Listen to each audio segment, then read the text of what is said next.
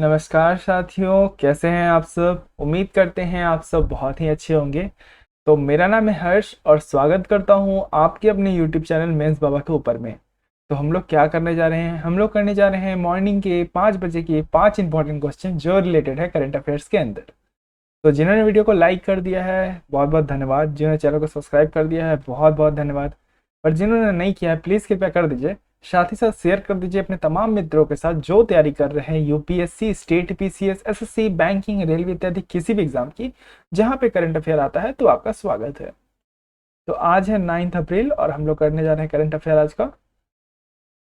Please session को एक बार please like कर दीजिए क्योंकि आपके सपोर्ट के बिना कुछ पॉसिबल नहीं है। तो आइए देखते हैं मॉर्निंग का आज पहला क्वेश्चन कौन सा है। अभी हाल ही में एशियन डेवलपमेंट आउटलुक आया है 2022 का। उसके अनुसार आपको बताना है कि उसमें जो ग्रोथ रेट एस्टिमेट किया गया है, मतलब अनुमानित किया गया है किसके द्वारा, एशियन डेवलप आउटलुक के द्वारा। उसमें भारत का 2023 से लेकर 24 का ग्रोथ कितना रहेगा यह अनुमानित किया गया है। यह अनुमानित किया गया है 8%। जी हाँ दोस्तों, 8% भारत का क्या रहेगा, ग्रोथ रेट रहेगा 23 से लेकर 24 वर्ष के बीच में। सॉरी वर्ष, हाँ 23 से 23 से लेकर 24 ईयर के बीच में रहेगा। तो एशियन डेवलपमेंट आउटलुक अभी आया हुआ है अप्रैल का 2022 का। तो मली मनीला बेस्ड कोई एशियन डेवलपमेंट बैंक है, ठीक है।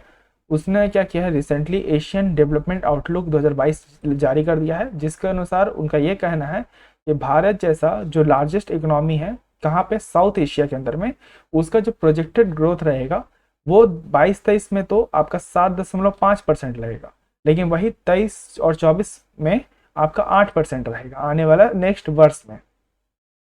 तो इसमें जो 100 एस्टिमेशन किया गया है तो आपका टोटली आपका एक तरह का परसेंट ही बताया गया है कि कलेक्टिवली ग्रोथ कितना होगा साउथ एशिया का। तो ये कलेक्टिवली बता रहा है। कलेक्टिवली का मतलब क्या होता है बच्चों, कलेक्टिवली का मतलब होता है कि जो ये कलेक्टिवली साउथ एशिया का मतलब बता रहा है।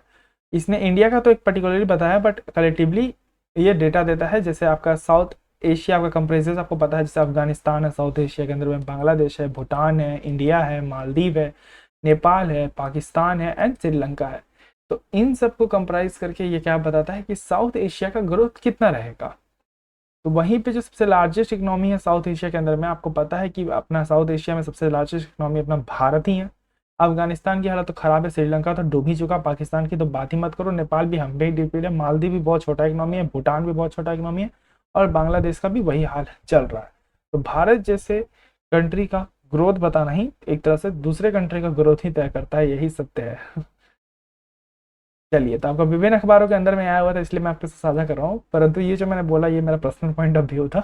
ऐसे इनका सिर्फ डेटा देने का मतलब है कि सारे कंट्रीज को मिला के एक तरह का एस्टिमेट डेटा बताते हैं कि कितना ग्रोथ रहने वाला है। तो ये किसके द्वारा दिया जाता है, ये दिया जाता है आपका, जैसा कि मैंने बता दिया कि एक आपका मलीना बेस्ड क्या है, एशियन डेवलपमेंट बैंक है, और जो ये जिस चीज के थ्रू ये देता है उसका नाम क्या है, एशिया डेवलपमेंट आउटलुक, जिसमें वो क्या करता है, इकोनॉमिक फोरकास्टिंग करता है। इकोनॉमिक फोरकास्टिंग का मतलब साथियों क्या होता है, जब आप फोरकास्टिंग का मतलब क्या होता है, जब आप किसी भी चीज के बारे में वर्तमान में रह के भविष्य के बारे में सोच सकें। अब आप ऐसे एस्टिमेशन कैसे करिएगा, जैसे आपके पास कोई डेटा होगा, जैसे आपको दिखेगा कि हाँ ग्रोथ कितना रहा इस साल, एम्प्लॉयमेंट कितना जनरेट हुआ, इकोनॉमिक में ग्रोथ और जीडीपी में कितना फर्क रहा। तो ऐसे चीज़ों के मुकाबले आप आने वाले या और गवर्नमेंट कौन कौन से लॉ ला रही है, पॉलिसीज ला रही है एमएसएमई के लिए, इन सब को जोड़ने के बाद आप क्या कर सकते हो, फोरकास्टिंग कर सकते हो, भविष्यवाणी कर सकते हो। तो आप अपनी एक तरह से करंट की जो आपकी पोजीशन है उसको ध्यान में रखिए, आप वर्तमान मतलब फ्यूचर के बारे में सोच सकते हो। बस यही आपका होता है, इसीलिए इसे इकोनॉमिक फोरकास्टिंग एनालिसिस भी कहते हैं।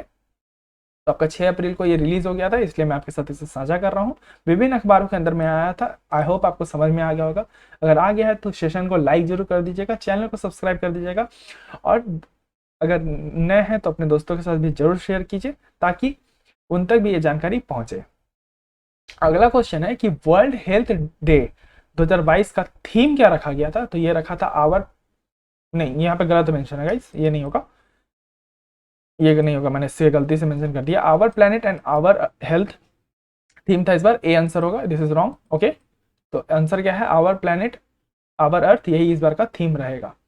तो वर्ल्ड हेल्थ डे सबसे पहले 1948 में बनाया गया था हेल्थ असेंबली के द्वारा, WHO के द्वारा इसे क्या किया गया था, रिकॉग्नाइज कर दिया गया था। यहाँ पे मैं हाइलाइटर चेंज कर लेता हूँ, नहीं तो आपको नहीं दिखेगा।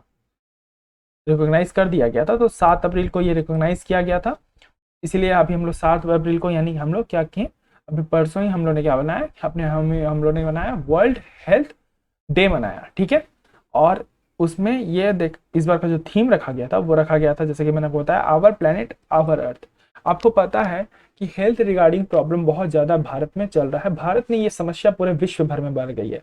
कल ही वाले सेशन में दो साथियों आपके साथ मैंने ये साझा किया था कि किस तरह से पॉल्यूशन का स्तर बढ़ते जा रहा है, प्लास्टिक एक समस्या बन चुकी है।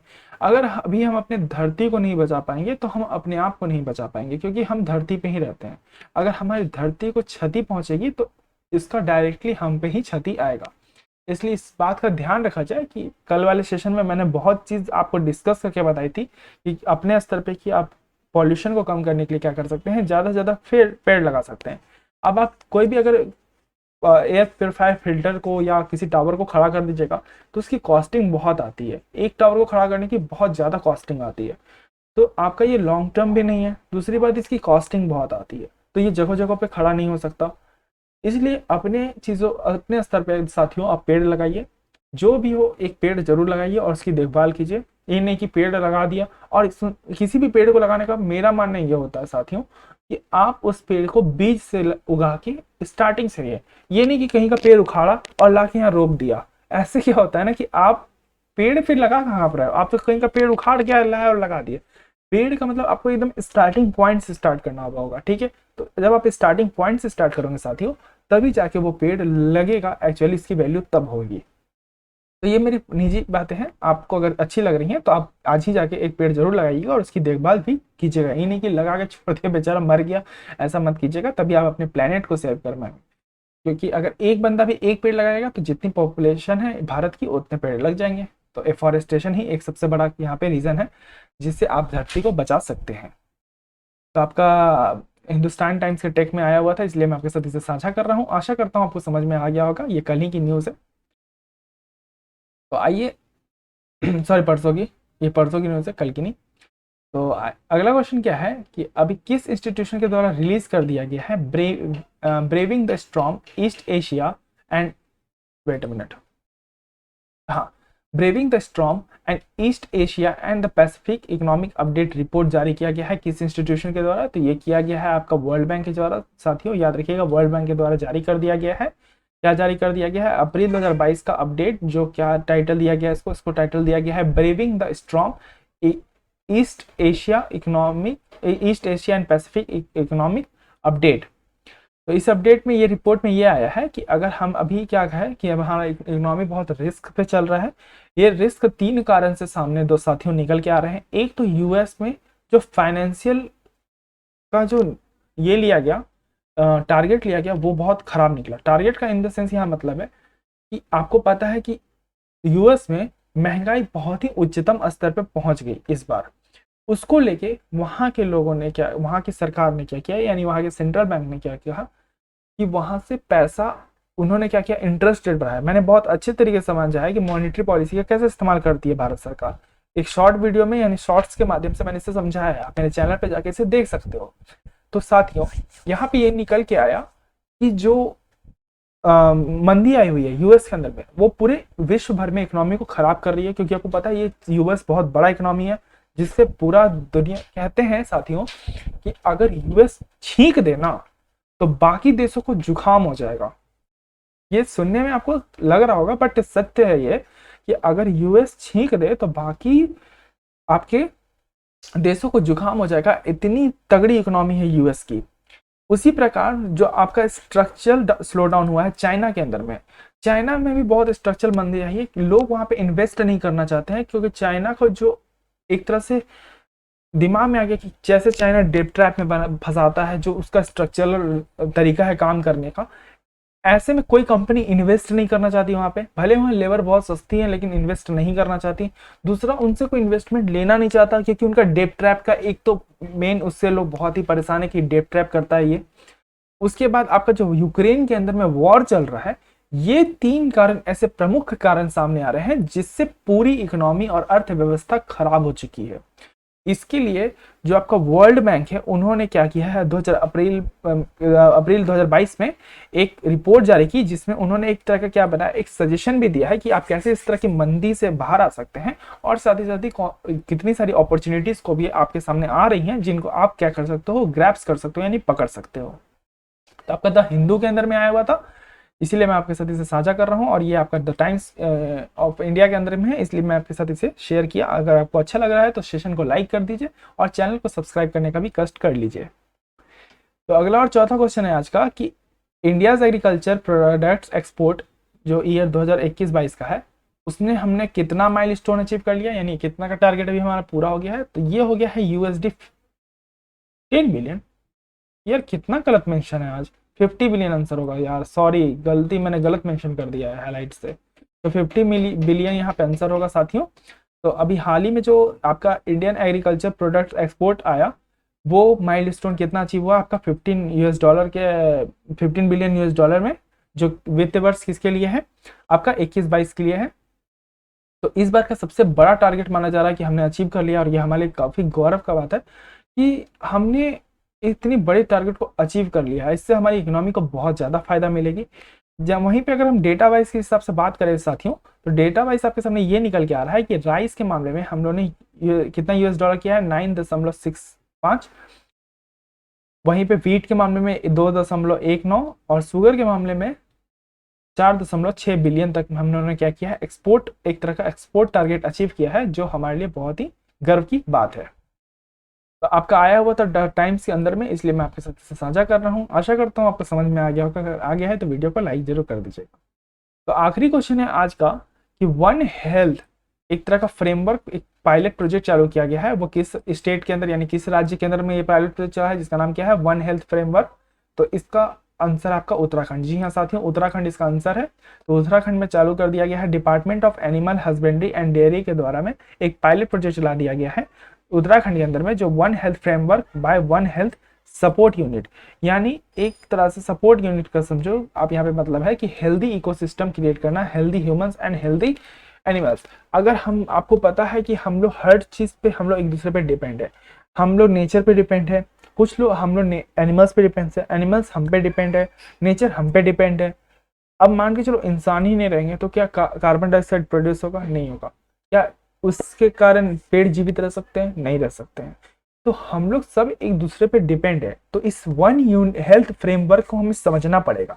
तो अगर हम सपोर्टिव यूनिट ऐसा इकोसिस्टम क्रिएट करें जिससे हम क्या करके हेल्दी इन्वायरमेंट बना सकें, अपने आने वाले भविष्य को सतत विकास की तरफ ध्यान दे सकें, इस चीज को लेकर उत्तराखंड में एक पायलट प्रोजेक्ट जारी कर दिया गया है।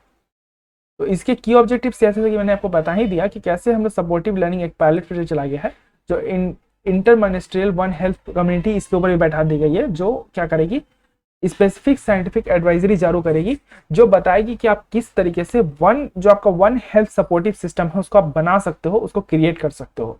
तो आपका आया हुआ था विभिन्न अखबारों के अंदर में, इसलिए मैं आपके साथ इसे साझा कर रहा हूँ। आशा करता हूँ आपको आज का सेशन अच्छा लगा होगा। अगर अच्छा लगा है तो प्लीज लाइक कर दीजिए, चैनल को सब्सक्राइब कर दीजिए, क्योंकि आपके सपोर्ट के बिना तो बिल्कुल पॉसिबल नहीं है। बच्चे देख के चले जाते हैं बिना बताए कि उनको कैसा लगा, कोई कमी लगा नहीं लगा। अब अगर आप नहीं बोलोगे कि सर इस चीज की कमी है, सर ये चीज दिखाया करो, सर ऐसे बताया करो, तो फिर क्या मैं आपके लिए और बेस्ट दे पाऊंगा। जब मुझे फीडबैक ही नहीं मिलेगा आपकी तरफ से कि मुझे क्या करना चाहिए, तो क्या मैं अपने मन से समझ जाऊंगा कि आप मेरे बच्चों को क्या चाहिए नहीं चाहिए। तो साथियों अगर आप चाहते हो ना कि मैं आपको और अच्छे तरीके से पढ़ा सकूं, तो उसके लिए आपको फीडबैक देना पड़ेगा। आप प्लीज एक बार कमेंट सेक्शन में जरूर बताइए कि आपको मेरा सेशन कैसा लगता है, नहीं लगता है, ताकि मैं आपके लाइक क्वेश्चंस और भी रख सकूं। तो मैं जनरली जीएस पेपर 1, 2, 3, 4 से डेली क्वेश्चन डाल रहा हूँ आपके लिए, जाके देखिए। द हिंदू से भी क्वेश्चन लाता हूँ, अगर द हिंदू में एडिटोरियल में क्वेश्चन नहीं रहते हैं तो मैं टाइम्स ऑफ इंडिया या द मिंट के अंदर से लेके आ जाता हूँ आपके लिए, ताकि आपका मेंस ओरिएंटेड प्रैक्टिस अभी से होते रहे। अगर सत्य बताऊं, अगर ठान लोगे ना तो आपका निकल जाएगा साथियों। ऐसा नहीं है कि बहुत सोचते हैं कि पहले प्रीलिम्स निकालूंगा फिर मेंस निकालूंगा, ऐसा नहीं होता। आप मेंस की भी तैयारी करोगे ना तो प्रीलिम्स की तैयारी ऑटोमेटिकली आपकी इसमें हो जाती है। तो ध्यान देखिए, आपको ध्यान वक्त आपको बस तैयारी करनी है पूरी लगन से। इंस्टीट्यूशन सीरीज और योजना सीरीज चल के खत्म हो गई है, जाके देख सकते हैं। और भी कुछ इंस्टीट्यूशन आपके लिए कुछ स्पेशल आ रहा है, वेट कीजिए। आपको पता चल जाएगा कि आपके कुछ स्पेशल लाने की मैं बात की थी बहुत पहले, 1 महीने पहले, अगर आपको याद हो। अगर याद होगा तो कमेंट सेक्शन में ज़रूर बताइएगा, और मैं उसी चीज़ पे एक स्पेशल वीडियो लाने वाला हूँ कुछ दिन के अंदर में, अगर मेरा पीपीटी तैयार हो गया, क्योंकि पीपीटी बनाने में काफ़ी समय लगता है। आपका पीपीटी देखने में काफ़ी खूबसूरत लगे, आपको समझ में आए, आपको चीज़ें अलग अलग दिखे, इसके लिए मुझे टाइम लगता है, इसलिए मैं थोड़ा सा समय लूँगा इसके लिए, उसके बाद मैं आपको दे दूँगा। बट अगर यहीं पे अगर व्हाइट बोर्ड खोल के ऐसे ऐसे लिख के समझाना पड़ता ना साथियों, तो बहुत आसान होता है चीज़। लेकिन मैं कंटेंट वाइज पढ़ाता हूँ ताकि आप चीज़ों को समझ सकें, देख के पिक्चर वाइज भी आप याद रख सकें। तब तक के लिए मुझे दीजिए आगे, अपना ध्यान रखें, बड़ों को सम्मान करें, छोटों को प्यार दें। धन्यवाद। जय हिंद, जय भारत।